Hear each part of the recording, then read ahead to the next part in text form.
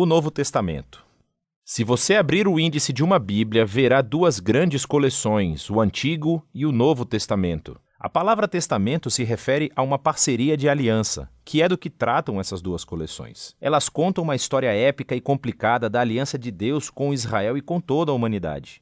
O Antigo Testamento é chamado de Tanar na tradição judaica. É uma coleção unificada de 39 textos israelitas que foram escritos ao longo de mais de 1000 anos. Por outro lado, os 27 livros do Novo Testamento surgiram num período de 30 a 40 anos. Todos eles foram escritos pela primeira geração de seguidores de Jesus. Desde o início, as comunidades cristãs começaram a reunir e ler esses textos com o Antigo Testamento como uma história unificada que leva a Jesus. O Novo Testamento começa com 4 livros narrativos que, em conjunto, são chamados de o Evangelho. Eles contam a história da vida, morte e ressurreição de Jesus de Nazaré como um anúncio de boas novas.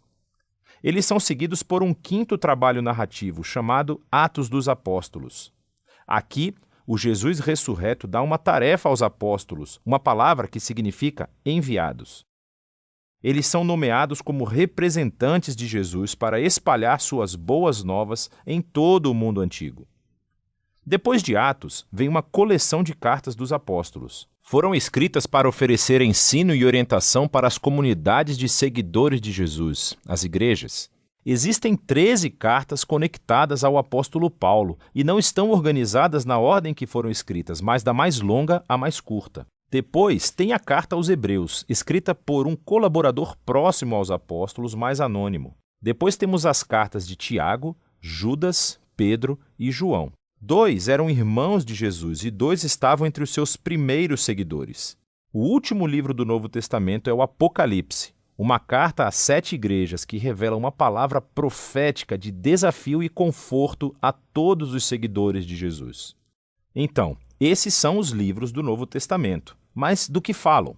E como eles se conectam ao Antigo Testamento para formar uma história unificada? Pense assim. A Bíblia é uma longa narrativa épica com vários movimentos ou atos.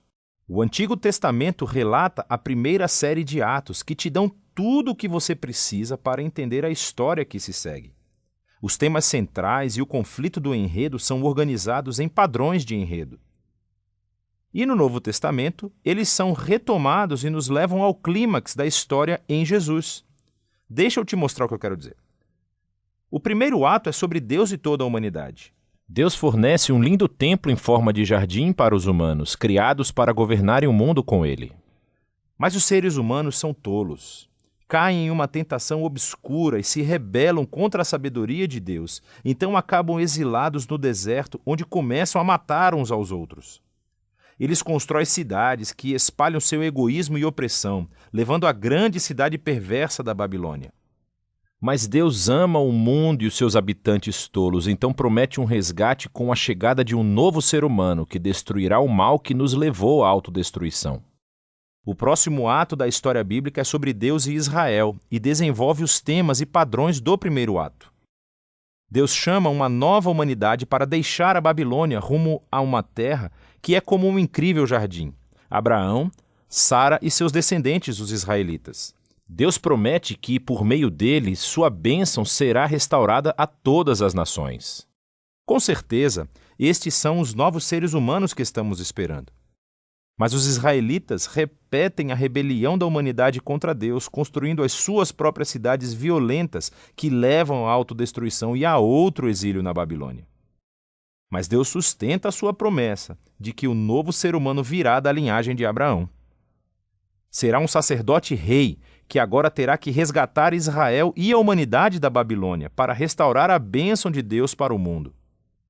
Veja como esses 2 atos seguem o mesmo padrão. O segundo ato é uma versão mais longa e violenta do primeiro, explorando a trágica condição humana. Mas também destacam a promessa de Deus, que é desenvolvida no próximo ato, os profetas e os poetas do Antigo Testamento.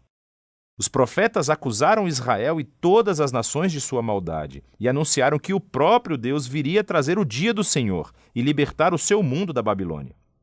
Ele faria isso por meio de um sacerdote rei, prometido, que vai sofrer como um escravo e morrer pelos pecados de Israel e de toda a humanidade. Mas depois será exaltado como rei sobre as nações.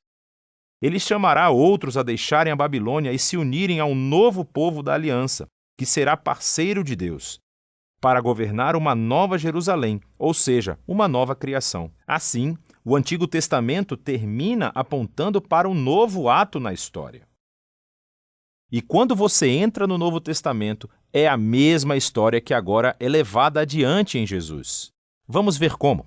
Os 4 evangelhos apresentam Jesus tanto como o filho de Abraão que restaurará a bênção de Deus para as nações, como o novo ser humano que derrotará o mal e restaurará a humanidade à parceria com Deus. Então Jesus é retratado como um ser humano e muito mais. Ele saiu anunciando a chegada do prometido reino de Deus, falando e agindo como se fosse o rei divino de Israel. Mas em vez de se chamar de rei, Jesus se referiu a si mesmo como o Filho do Homem, ou seja, o ser humano que agiria como um servo.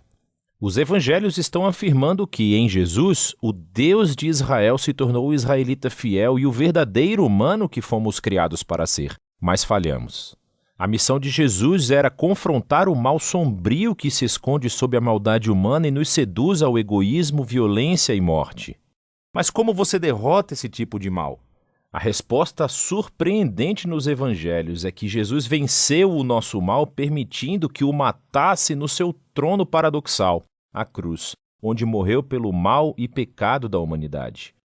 Foi ali que ele praticou o que ensinou, que a não violência, o perdão e o amor altruísta são as coisas mais poderosas do universo. E porque o amor de Deus pelo seu mundo é mais forte que o mal ou a morte, Jesus foi ressuscitado como o protótipo de uma nova humanidade.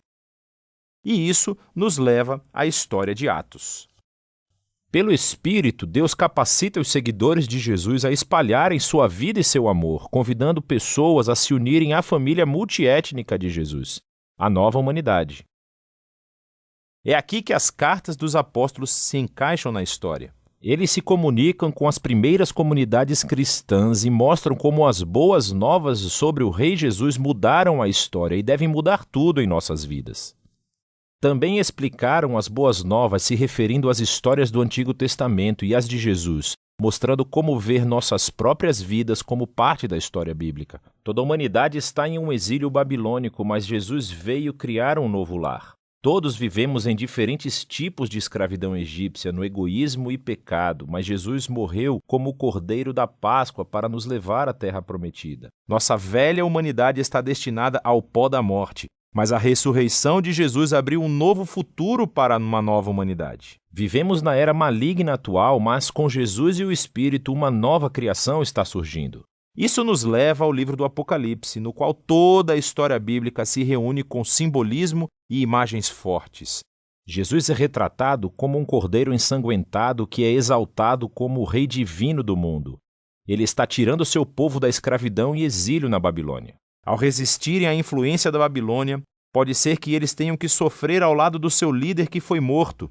Mas quando você segue o Rei ressurreto, nem a morte pode impedir a nova criação, retratada como um novo templo-jardim de Jerusalém, o lar da humanidade depois do seu longo exílio. Então, na última página da Bíblia, céu e terra são reunidos e os novos seres humanos assumem sua tarefa designada desde o início, governar o mundo juntos no amor e poder de Deus. O Novo Testamento é uma coleção incrível de documentos. Representam o testemunho dos apóstolos que nos leva ao Jesus ressurreto. E por meio do Espírito, essas palavras humanas se tornam uma palavra divina de esperança do primeiro século para o 21.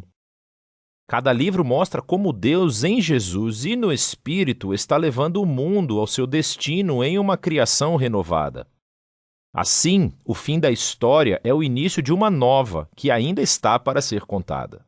E é disso que se trata o Novo Testamento.